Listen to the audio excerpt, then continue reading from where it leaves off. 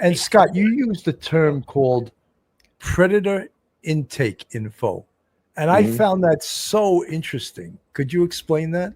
Yeah, you guys see it all the time. You would see it all the time. It's just when they'll do they'll do a threat check when you bring them in, when you bring them in cuffed, and when they come into the station, and they'll look around and see who's doing what. Is there an exit? They're probably not thinking, am I going to run? Am I going to get out here? But if I needed to, where's the exit? So you'll see them look for the door. You'll see them look where the guns are. You'll see things like that, because it's it's a threat check basically, but it's information intake, predator information intake, to see what's going on, to keep an eye on everybody, see where everybody is. Not that they're going to do something, but they can't help it. It's like catching a raccoon or something. You have one, they're looking around, seeing what's going on. Same thing with someone with a neurological situation like that one. They also say cops have something called hypervigilance. And I would imagine it's true the reverse. Like a Kohberger or a psychotic has hypervigilance. And as I said earlier, we're trained to watch things that can hurt us, and specifically the hands, the feet, things like that, and watch the behavior. Because we used to call some people that were acting like they weren't going to do something as playing possum. We've seen that too, where they really play like other, and then boom, next thing you know, they took a swing at you. Or they're trying to take you down, or they're trying to escape. They don't give any warning signs, maybe in their face. But hypervigilance is also a state where it's not a good state to be in your whole life, because it could cause health problems, Yeah. And I'm sure you've heard about that, Scott. Oh, I'm familiar with it. Yes, very familiar with it.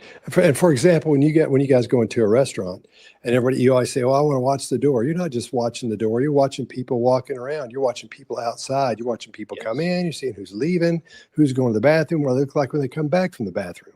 Is there anything? Is there anything in their jacket? Is there anything? And it looks like you're just having a conversation. You're talking with somebody, but your eyes will kick over as you talk, and you'll look back, and you'll see that person again, and you'll clock them and see what's happening with them. And you want to see if anything's poking out on them. You want to see where the weapon is, if there is one.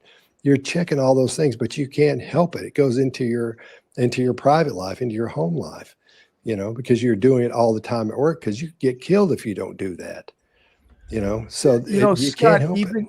Even this case that we just saw in the Devil's Den State Park, where this guy murdered a couple who were walking. Here's a picture of him right here. And he has those psychotic eyes also. And he was a school teacher, 28 years old. And he must have given off some signs in regards to his intentions, because a group of 5 adults saw him prior to the attack on the 2 adults that he murdered, who were walking with their 7 and 9-year-old daughter. And they were leery of this guy. So there must have been some warning to this couple, because the wife ran off with the 2 girls to save the 2 girls, and she did, and then came back to help her husband fight this guy, and she lost her life also. What a stand-up girl, right? Can you imagine that? She runs away with the kids, saves their lives, and comes back. How many people would actually do that? I don't think many, right? No.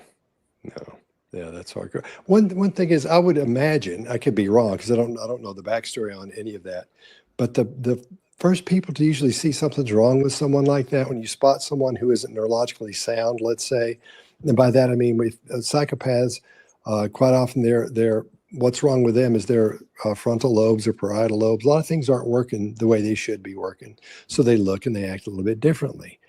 The amygdala don't function properly. They're either missing or they're just not working, or there's something wrong, they're damaged, something like that.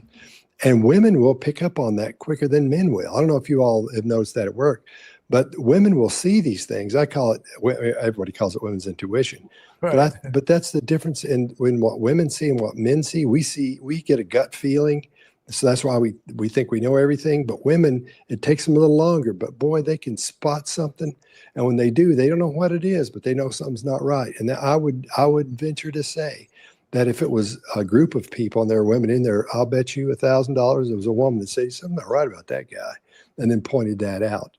because their brains captured. I don't know if you want to go into the nerdy part of that, the neurological No, stuff. no, on that. I find it fascinating. Yeah. I find it Yeah. fascinating. Okay. Okay. Well, this the difference in women's intuition and men's gut feeling. You have a couple of parts of your brain that take in this information, and this is putting everything in just a nutshell. You know, there's a little section of your brain right here called the mid-temporal gyrus, and that takes in all the big movements and big moves someone makes. And then you have another thing right up in here called the fusiform gyrus that takes, it's about 1.5 inches in. It takes in the little movements someone does, you know, like you might move your shoulder, your hand, or your little movements in your face. And we take those things in very quickly as men. We take in information fairly quickly. We sort through it and bang, here's what I think. Now, women, when they get that information, they take big hunks of that stuff and they'll get all kinds of this information and it rolls back to this thing in the back of their head called the locus ceruleus. It's back at the bottom of the brain stem back there. It's about as big as a BB. And it starts sifting through all this information and experiences that she's had before. And said, will something like this hurt me? Have I seen this before? What's wrong with this? Is this normal for what I know is normal? What is it? What is it? Let me take a look at this. And it sorts through it a little slower because it gets to the details of everything.